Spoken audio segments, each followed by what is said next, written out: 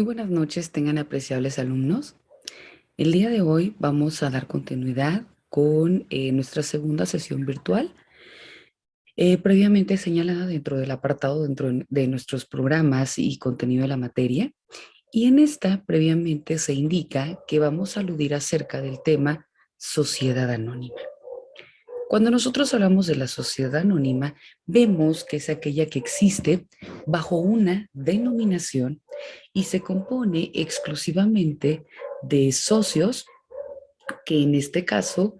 tienen una obligación en cuanto al pago de las acciones que previamente se encuentran supeditados a dar un cumplimiento. La denominación de la sociedad anónima es aquella que se forma de manera libre, pero que es distinta de cualquier otra sociedad y que previamente por eso su forma de constitución o de integración pues va seguida de las palabras sociedad anónima o previamente a partir de sus siglas S punto A punto. Es importante indicar que para que pueda existir una constitución de una sociedad anónima, se requiere de que cumpla con determinados elementos o requisitos, además de los que previamente se necesita de una sociedad de manera genérica. Y dentro de esta, primero se necesita que hayan dos socios como mínimo y que cada uno de estos socios suscriba una acción por lo menos. En el mismo sentido, también se requiere de que exista un contrato social. Este contrato social, hago un paréntesis y le damos la bienvenida a la licenciada Dalit. Es un gusto tenerla en este momento. Hemos ido tocando previamente acerca de lo que el tema central que son las sociedades anónimas. ¿Me escucha usted, licenciada? Sí, la escucho perfectamente, doctora. Gracias. Perfecto. Entonces, continuando dentro de la forma de integración en cuanto a requisitos de fondo para constituir una sociedad, vemos que el segundo de ellos específicamente se aboca a el contrato social. Recordemos que el contrato social es aquel que le da certeza jurídica a la creación de una sociedad, de una asociación o de una empresa y es donde de manera inmediata se establece bajo qué lineamientos se van a supeditar los socios, cuál va a ser el monto por concepto de recurso donde se capitaliza una empresa, cuáles van a ser las formas en que pueda disolverse de manera anticipada una sociedad, si existen o no algún tipo de sanciones porque se limite o porque se disuelva este tipo de sociedad, el tipo de participación que tiene cada uno de los socios y por consiguiente también dentro de este contrato social se establece si va a existir alguna figura, en este caso como administrador, qué tipo de representatividad va a tomar, si va a tener voz, si va a tener firma, cómo va a responder cada uno de los socios, si va a ser solidario, subsidiario, ilimitado o cualquiera de las especificidades que se necesite, también deben de venir marcadas de manera puntual dentro de este contrato social. Por ello también se especifica que dentro de este se tiene que establecer el monto del capital social que cada uno de los socios va a tener por aportación, porque recordemos que el capital es la suma que puede ser de dinero y que en un momento dado va a constituir el porcentaje en acciones que cada uno de nosotros vamos a tener dentro de la sociedad o dentro de la empresa. Por consiguiente, dentro de estos mismos lineamientos o requisitos que la propia sociedad anónima nos establece, nos dice que se debe otorgar o se debe exhibir de manera específica en dinero, cuando menos la propia ley nos mandata un 20% del valor de cada acción y que este debe ser otorgado de manera inmediata en el momento mismo de su adquisición.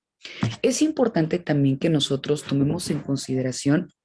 que al momento de constituir una sociedad anónima, esta de manera inmediata tiene que ser otorgada mediante comparecencia ante fedatario público, es decir, ante una autoridad que la propia ley le tiene que otorgar este reconocimiento o esta investidura y que es propiamente a través de las personas que le otorguen la escritura o póliza constitutiva correspondiente.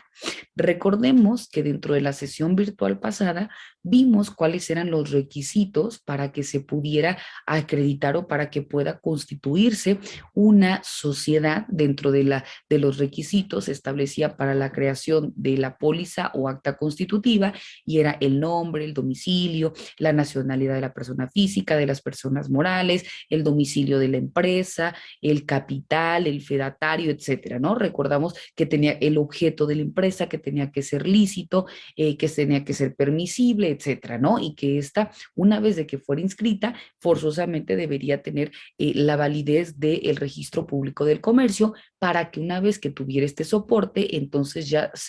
fuese nominada como una sociedad, independientemente de las que mandata nuestro artículo primero de la Ley General de Sociedades Mercantiles, donde nos dice, ¿no? La existencia de la sociedad anónima, sociedad en comandita simple, sociedad responsable limitada, sociedad en comandita por acciones, etcétera, ¿no? Aquellas que son consideradas como lícitas, a contrario censo de las ilícitas, de las inexistentes, de las irregulares. Entonces vemos que estas especificidades son las que regula previamente nuestra Ley General de Sociedades Mercantiles. Bueno, en ese sentido, por eso le comentaba que forzosamente tiene que tener este reconocimiento la sociedad anónima del fedatario público, porque van a ser aquellas que se encuentren previamente determinadas a través de la escritura o de la póliza constitutiva y que deba de tener una suscripción pública. Todo esto es dependiendo de lo que previamente se mandata. Es importante que nosotros establezcamos que existen diferenciaciones entre las sociedades. Prueba de ello es que dentro de la escritura pública o de la póliza constitutiva que debe tener la sociedad anónima, a diferencia de lo que establece el artículo sexto de la Ley General de Sociedades Mercantiles, nos dice que adicional debe contemplarse la parte exhibida del capital social. En una se te dice el capital como tal, pero dentro de esta te especifica que debe de venir puntualizada la parte exhibida del capital social porque vimos hace unos minutos que se tiene que especificar cuando menos el 20% y eso es una diferenciación del resto de las sociedades porque las otras no te maneja un tabulador en precio, ¿no? O en cantidad monetaria, te dice, deben especificar cuál va a ser el monto, por ejemplo, Adalid y yo creamos una sociedad, pero quizá no es una sociedad anónima, entonces yo no tengo el recurso, Adalid aporta, se me ocurre 500,000 pesos, yo no tengo un recurso económico, pero quizá yo tengo un recurso a través de un bien inmueble, ¿no? Yo puedo poner el terreno o puedo poner la casa en donde vamos a constituir nuestra sociedad. Entonces llega un perito evaluador, realiza las medidas y colindancias, exhibe cuánto puede ascender el costo total del predio. Entonces quizá en igualdad de condiciones usted y yo estemos interviniendo o ingresando un capital, usted económico y yo a través de un bien, pero las dos estamos capitalizando en igualdad de circunstancias. O puede ser que intervenga un tercero y diga, yo no tengo ni recurso, pero tampoco tengo bien inmueble. Entonces yo voy a aportar la cantidad intelectual porque yo conozco, se me ocurre, las cuestiones propias a una contaduría, o yo soy administrador de una empresa, o yo voy a llevar la cuestión contable. Quizá nosotras tengamos una participación, usted del 45, yo del 45% de las acciones, y esta persona, como va a entrar con un mínimo, pero no por ello menos importante, le demos un 10% de participación en la empresa. O sea, cada uno está teniendo una forma de participación al momento de constituir la empresa de manera distinta, pero que la propia ley te faculta. Entonces vemos que aquí la diferencia es que en la sociedad anónima se tiene que exhibir de manera puntual el monto de capital, ¿no? Porque la ley te establece que tiene que ser por lo menos el 20% de la cantidad total de la empresa. También te indica que como adicional a lo que mandata el artículo sexto, repito, nuestro instrumento base es la Ley General de Sociedades Mercantiles, aquí te especifica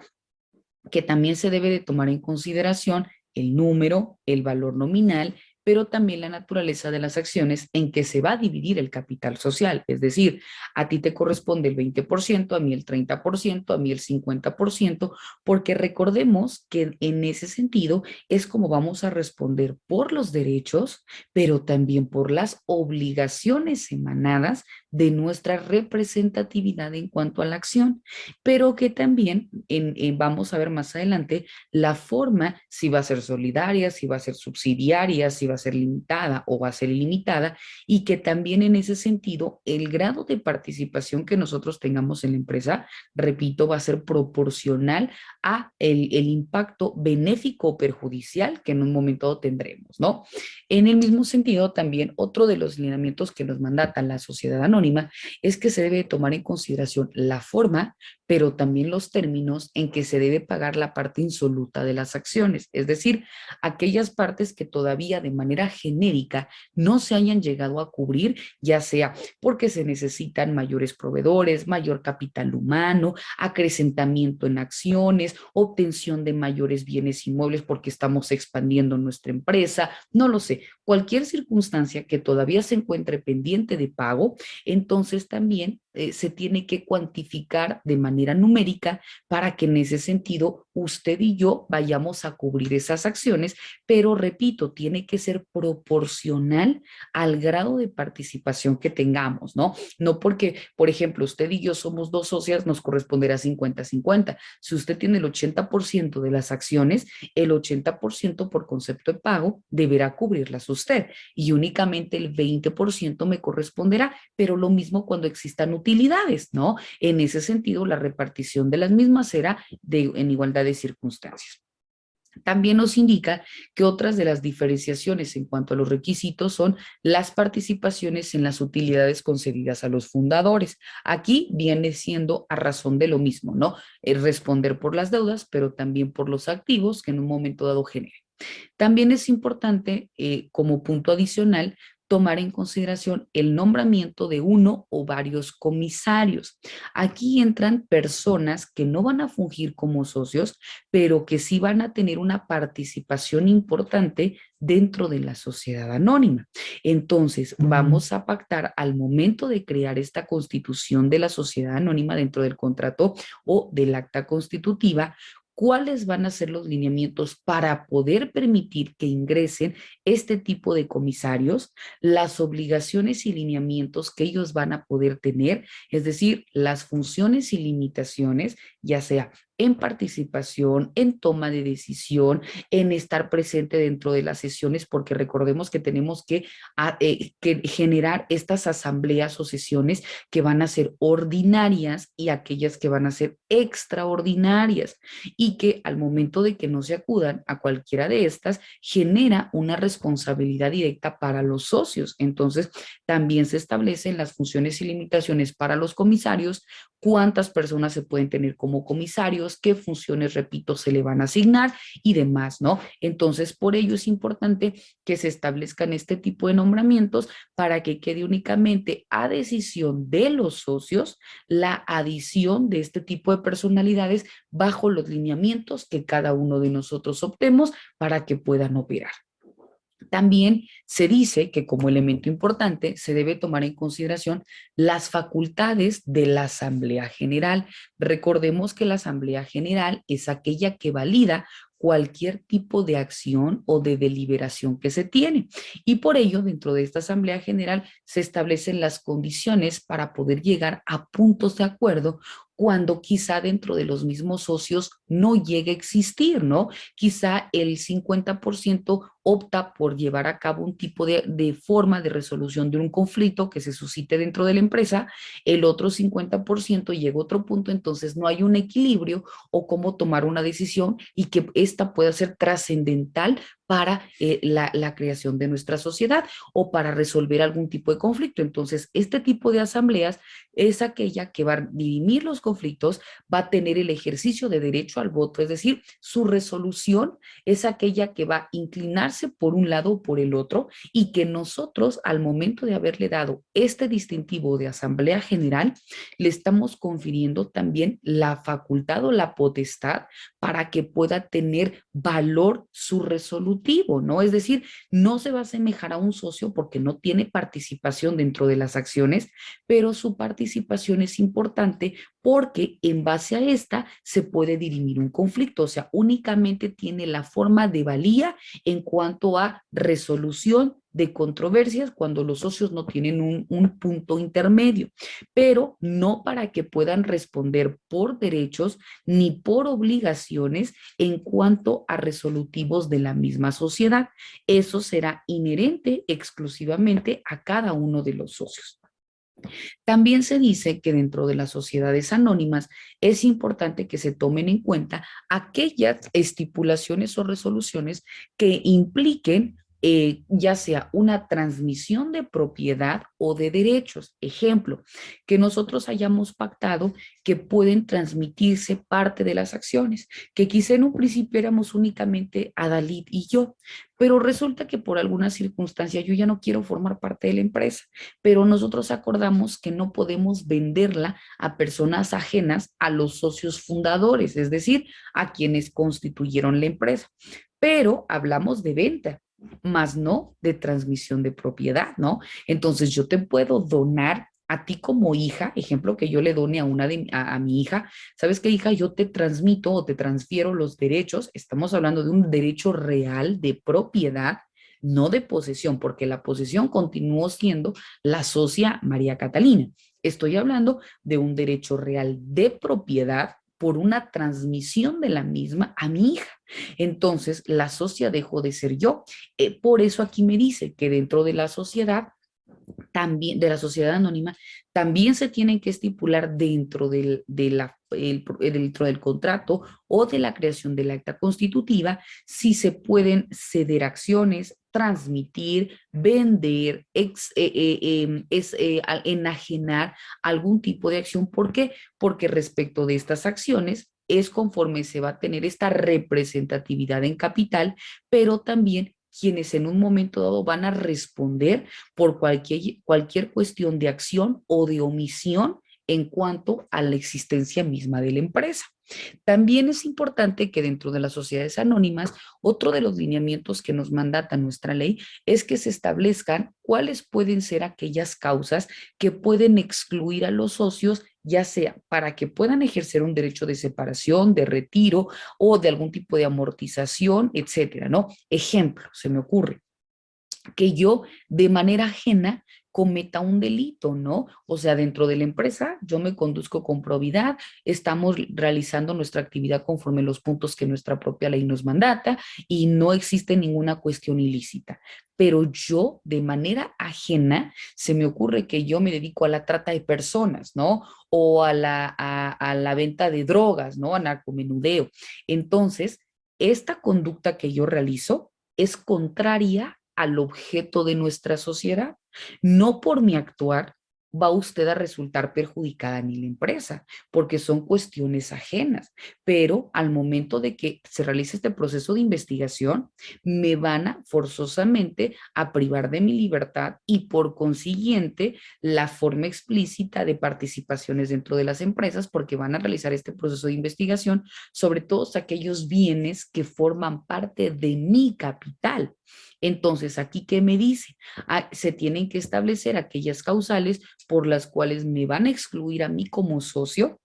las responsabilidades que yo tengo, las formas también de operancia, porque recordemos, aquí todo lo que ingresa dentro de mi capital y que tenga relación de manera inmediata con un recurso y que yo lo estoy capitalizando para nuestra empresa, por supuesto que va a ser objeto de auditoría y que también en un momento dado puede mermar el recurso de la empresa o de la sociedad, ¿no? Porque ustedes no tienen nada que ver, pero sí puede ser ese dinero de una procedencia ilícita. Y en consonancia, recordemos que lo que es ilícito, como ya vimos dentro de las sociedades ilícitas, pasa a ser investigado por el Ministerio Público, el recurso se obtiene y se va para beneficencia pública y se inicia la investigación. Pero ustedes pueden decir, sí, pero no pueden afectar mi patrimonio, porque nosotros el recurso invertido es de procedencia lícita. Entonces, por eso se establece dentro de este tipo de lineamiento que nuestra propia ley nos mandata, cuáles van a ser las causales de exclusión de los socios, por qué razones se establecen los derechos de separación, cuándo pueden existir de manera anticipada, como en este caso, ¿no? Yo no voy a fallecer, pero me va a imposibilitar el hecho de que yo pueda tener participación dentro de la empresa o que pueda continuar operando como un socio de manera habitual, ¿no? Entonces, estos lineamientos también son los que de manera específica nuestra ley nos regula. También otro de los elementos importantes dentro de la sociedad anónima se establece que no se confieran derecho de voto o que el voto se restrinja a algunos asuntos, es decir, ¿cuándo vamos a permitir que dentro de las acciones nosotros podamos tener una voz y un voto para toma de algún punto resolutivo? Ejemplo, lo que hace rato planteé. Si nosotros como socios, ¿cuántas voces y votos tenemos? Si se me ocurre, somos 5 socios, pero usted es socio mayoritario y tiene el 40% de las acciones y el resto, o sea, las otras 60% se dividen entre nosotros 4, es evidente que usted tendrá mayor participación, entonces su voz y su voto no va a ser como una socia, va a ser proporcional al grado de participación que se tenga. Entonces, quizás en este caso, su decisión, si estamos hablando de 2 votos por persona y usted tiene el 40% de la acción, entonces quizá usted tenga 5 votos o 4 votos dentro de un tipo de lineamiento. Se me ocurre, yo, María Catalina, tengo un voto, pero Adalí tiene 4 votos. Entonces, esos son los puntos diferenciadores que al momento de resolver, ya sea en favor o en contra de expandir una propiedad, en venta de una acción, en acrecentamiento también, en emplear una nueva marca, qué sé yo, lo que nosotros vayamos a establecer dentro de nuestra sociedad también va a tener esta valía por, repito, el número o el derecho de votos que les son conferidos propiamente a los socios. También nos indica dentro de esta sociedad anónima que se deben de considerar aquellos derechos sociales no económicos, pero que son distintos al derecho del voto o exclusivamente en cuanto al derecho del voto. Cuando nosotros hablamos de derechos sociales no económicos, son aquellos, como su nombre lo indica, que de manera inmediata no versa una remuneración económica o patrimonial, sino que el punto a resolver tiene una injerencia, quizá un aspecto social, quizá un aspecto en resolver, se me ocurre. Por la razón de pandemia fallecen 20% de nuestra base trabajadora y tenemos que acordar qué recursos se le va a otorgar a cada uno de los familiares. O existe algunos de ellos que por no darle mantenimiento a nuestra maquinaria, pues se le amputó un brazo o existió algún riesgo en el trabajo. ¿Cómo vamos a responder? Porque recordemos que no nada más son sobre los derechos, sino que también son sobre las obligaciones que emanan dentro de nuestra condición de socios y que por acción o por omisión, pero la ley nos dice, es atribuible directamente a tu persona, a tu responsabilidad. Entonces, aquí vemos que son cuestiones que quizá de manera inmediata no es una cuestión económica, pero sí es un punto de vista de cómo vamos a tocar este tema para que a la postre sí desencadenen una cuestión monetaria, pero el primer punto es llegar a un acuerdo entre los socios sobre cómo vamos a resolver cada uno de los puntos. Luego entonces el accesorio será la cuestión monetaria, pero en este tipo de resolutivos también entra el grado de participación que se tenga dentro de la sociedad para poder en ese sentido dirimir la controversia. Después también nos dice que dentro de este mismo tipo de sociedades se deben de tomar en cuenta todos aquellos lineamientos, repito, que emanado de la sociedad anónima sea como objeto puntual poder suscribir o poder constituir una cuestión pública. Por ello se dice,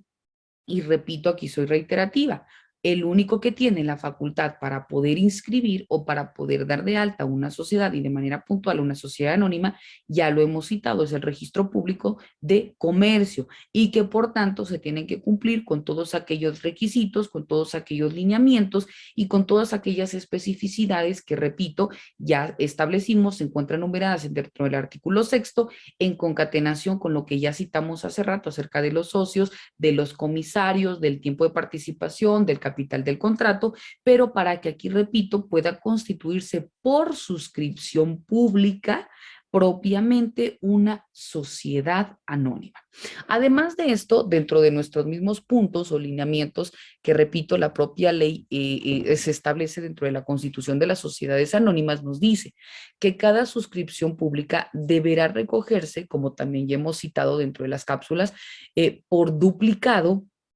y deberá contener 12 ejemplares del programa. Dentro de ellos, repito, para la suscripción pública, dentro de ellos deberá cumplir con requisitos. ¿Y cuáles son estos requisitos? Primero, debe obrar el nombre, la nacionalidad y el domicilio, pero ahora del suscriptor, es decir, de la persona que va a acudir, que va a personarse para dar de alta o para registrar esta sociedad anónima. Por eso se le da la figura o la nominación de suscriptor, porque no es un socio, no es un comisario, pero sí es el que se le está dando la investidura porque por diversas cuestiones no lo hacen directamente los socios. Entonces, por eso se pide que deba de llevar este tipo de suscripciones dos tantos, es decir, por duplicado del programa, donde deberán contener las especificidades primarias de las personas físicas que en su conjunto integrarán a la persona moral, que es la sociedad anónima. Deberá contener también el número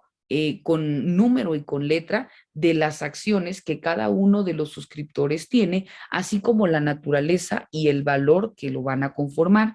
la forma y los términos en que el suscriptor se encuentra obligado a pagar la primera exhibición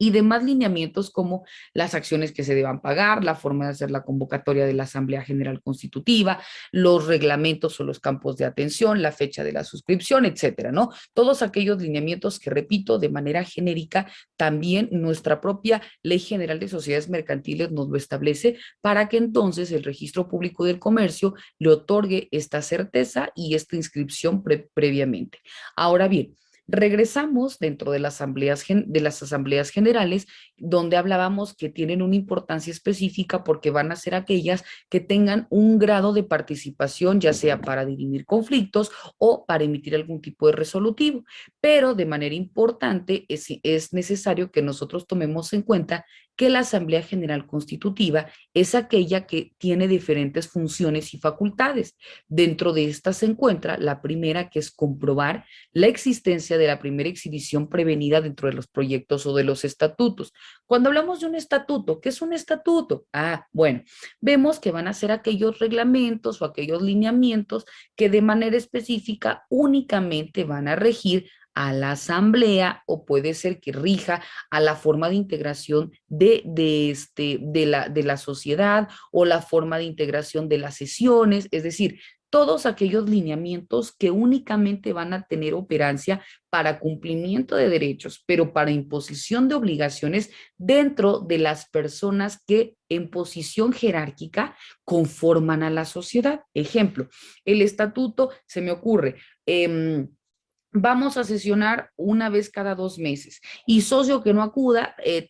se le impondrá una multa equivalente a tantos días de salario mínimo, ¿no? O algún tipo de sujeción que nosotros de manera inmediata vamos a encontrarnos también, repito, en confederación de derechos, pero en imposición de obligaciones. Y como no se encuentran previamente dentro de instrumentos jurídicos normativos generales, ejemplo, Constitución Política, Ley General de Sociedades Mercantiles, Ley General de Títulos y Operaciones de Crédito, que estas a cualquier empresa, a cualquier sociedad regula, porque son en sentido amplio, estos van a ser única y exclusivamente a la sociedad por la cual se está creando. Por eso vemos que estos son los estatutos, los lineamientos o los reglamentos internos a los cuales nosotros nos vamos a encontrar. Por eso se dice que dentro de la Asamblea General La primera es previamente eso, ¿no? Tomar en consideración estos estatutos o estos reglamentos para que las partes se encuentren sometidos y por tanto deben de comprobar la existencia para poder ser exhibidos. También dentro de la asamblea tiene como función examinar, pero también aprobar, ya sea el avalúo de los bienes distintos al numerario que uno o que más socios se hubieran obligado a aportar. Los suscriptores no tienen derecho al voto con relación a sus respectivas aportaciones. Ejemplo, lo que hace rato yo le comentaba. Yo no voy a formar parte del capital por una cuestión económica, pero sí a partir de un bien. Entonces la Asamblea General va a ser aquella que previamente a partir de peritos que estén calificados para poder realizarlo, realicen el avalúo y esta asamblea le dé la certeza jurídica, es decir, se eviten que existan inconsistencias en que yo digo, bueno, vale 300,000, le doy un recurso al perito para que diga que vale 500,000 y ahí nos encontremos a Dalit y yo en igualdad de circunstancias para que ambas tengamos el 50% de participación en la sociedad. Como esto no va a ser posible, por eso aquí nos indica que es otra de las funciones que le van a ser conferidas específicamente a la Asamblea General. También nos dice que otro de los lineamientos específicos que ésta debe tener es que va a encargarse de la deliberación o en su caso de la resolución acerca de cuando existan participaciones que los fundadores tengan considerados como reservados en utilidades. Es decir, cuando nosotros no tengamos una participación activa dentro de las controversias de la sociedad, pero que sí verse sobre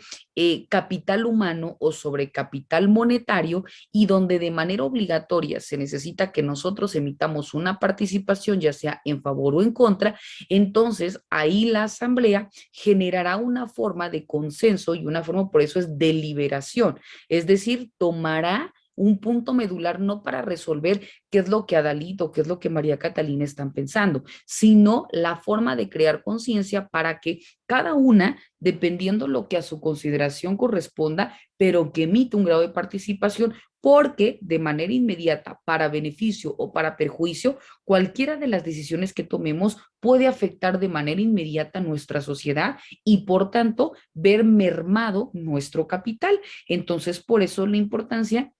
de que exista esta forma de deliberación. También es importante que nosotros tengamos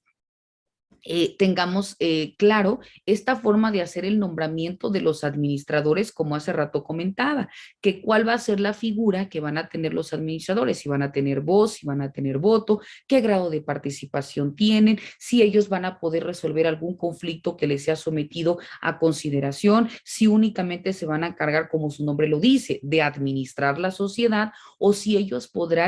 tendrán voz y firma para que en algún caso que de manera inmediata usted y yo por razones ajenas no nos encontremos en el país, entonces existe una necesidad de resolver algún conflicto, ellos lo puedan hacer. Todo esto debe forzosamente quedar comprendida dentro del apartado del nombramiento de los administradores, pero también de las funciones que le van a ser conferidas, porque también aparte de que en el nombramiento se especifica dentro de los estatutos internos, también se tiene que comprender por si existe alguna nulidad en cuanto al voto de estos, ellos puedan hacerlo valer porque existen documentos legales que nosotros le estamos dando esa certeza y que en un momento dado también los van a beneficiar y les van a otorgar esta justificación, ¿no? Bueno, vemos que una vez de que todos estos lineamientos previamente ya fueron aportados o fueron avalados por la Asamblea General, entonces previamente la Asamblea General realiza lo que se conoce como la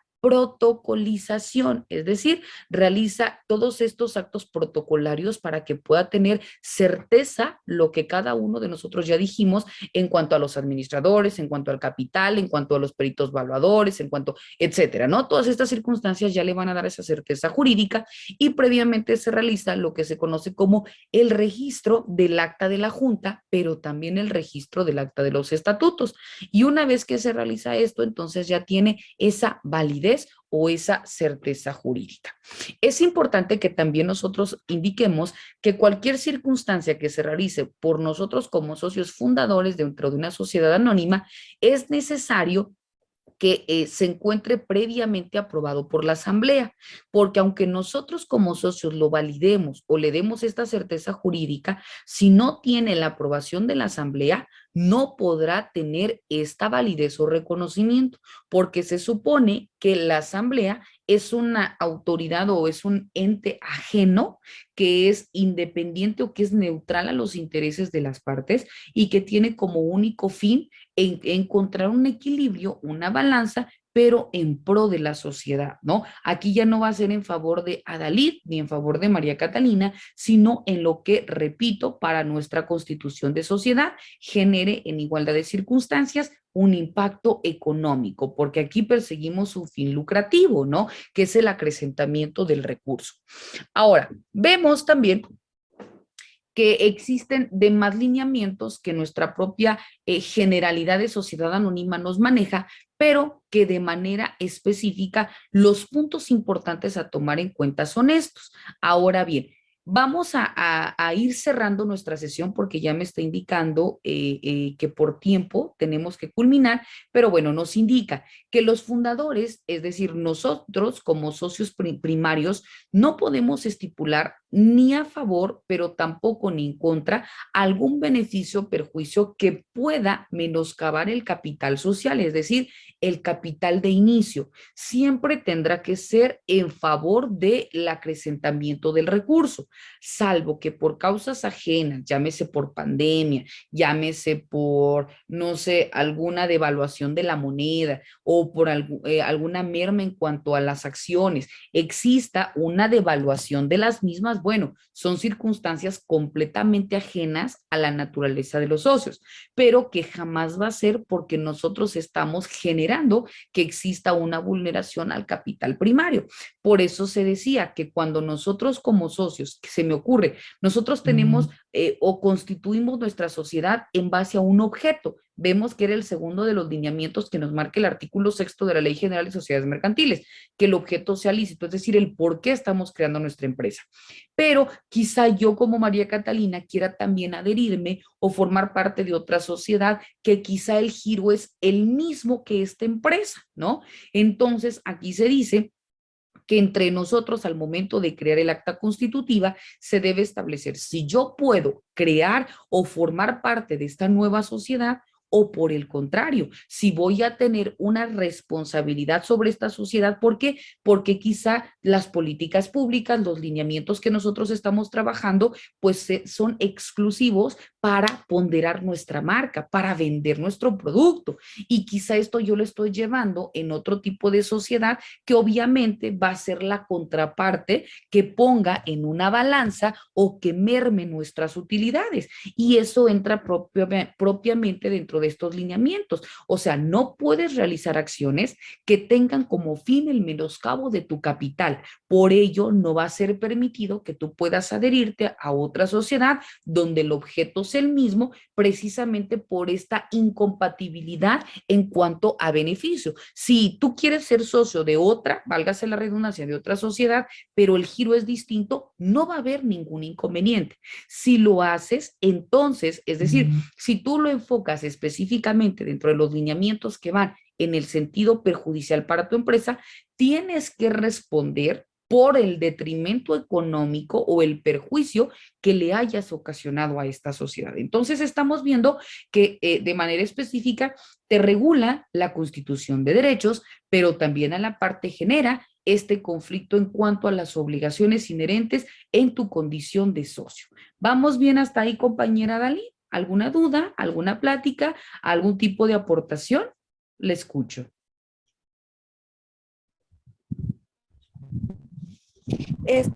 Sí, maestra, yo creo que vamos bien. Nada más aquí quisiera saber alguna característica principal, algún detalle de cómo puedo identificar en cuanto a la forma de constitución, la suscripción por comparecencia ante el notario público de la suscripción pública. Sí, claro. Bueno, recordemos Es distinto cuando yo como socio acudo de manera puntual a realizar esta inscripción porque recordemos que como socio debo de cumplir previamente los lineamientos que me marca el artículo sexto de la Ley General de Sociedades Mercantiles, donde me indica que yo tengo que acudir, tengo que llevar el acta para que tenga validez el acta constitutiva, el nombre, el domicilio de la persona física, el objeto de la sociedad, tiene que establecerse el número de socios, el domicilio físico de la sociedad, el capital con el cual estamos iniciando, el grado de responsabilidad que tenemos, la forma de constituir los acreedores o en este caso los responsables que también van a fungir como administradores, la voz y la firma, es decir, nosotros estamos acudiendo de manera inmediata para solicitar la validación, pero también el permiso para la inscripción ante el Registro Público del Comercio. Ahora bien, cuando se acude bajo la figura del suscriptor es cuando va a tener operancia el suscriptor dentro de nuestra sociedad. También existe la figura, ojo, existen los socios, existen los suscriptores y existen los comisarios. Los suscriptores van a tener un grado de responsabilidad dentro de la empresa y el primer encargo que les es conferido es su reconocimiento o su dada de alta dentro de la sociedad. Para que ellos puedan operar, también necesitan una valía del Registro Público del Comercio y que por tanto deben presentar su nombre, su nacionalidad, su forma de inscripción, que el objeto sea lícito, cómo van a responder cuando exista alguna omisión. Es decir, todo esto lo deberán presentar por duplicado para que en el mismo sentido exista una obligación inherente o emanada de la sociedad anónima que ya está previamente constituida. ¿Por qué? Porque cuando existan obligaciones por responder, yo voy a saber cuándo les he conferido a María Catalina y a Dalí, cuándo esta acción o esta omisión recae exclusivamente en el suscriptor y cuándo en el comisario o en su defecto en el administrador, dependiendo si este tiene voz y firma. Si no tiene voz y firma, es un empleado más y la responsabilidad recae directamente sobre los socios fundadores, que en este caso somos usted y somos yo. No sé si con eso respondí su pregunta. Sí, maestra, sí, muchísimas gracias, porque cuando hice la lectura digo, bueno, ¿y cómo logro diferenciar entre una y otra? Pero con esta explicación me quedó muy claro. Ay, qué bueno, Gracias. compañera. No, al contrario, créame que en ese sentido nosotros estamos y en lo que yo pueda coadyuvar en su proceso de enseñanza-aprendizaje, siéntase con plena confianza, ya tiene mi número telefónico personal, estoy a sus órdenes. Hace ratito me envió un mensaje de texto, pero como ya habíamos iniciado la sesión, entonces por eso es de...